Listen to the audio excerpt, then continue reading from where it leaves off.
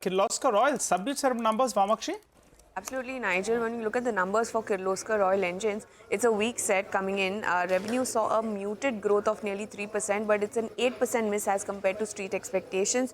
The gross profit margin has expanded by nearly 77 basis points, but this expansion is being offset by a nearly 16% rise in other expenses, which is why the EBITDA margin has gotten impacted for the company.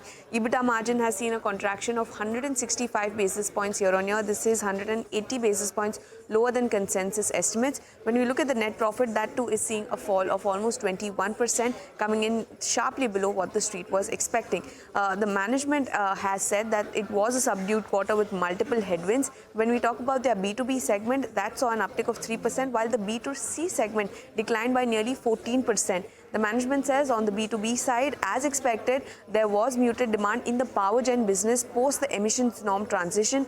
On the B2C side, however, they say they successfully completed consolidation of 5 plants into one, which saw some impact on production.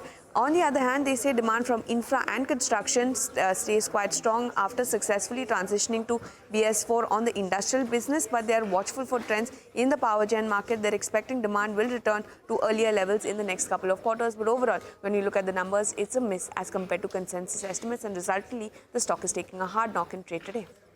Okay, all right. Thanks a lot for that, Vamakshi.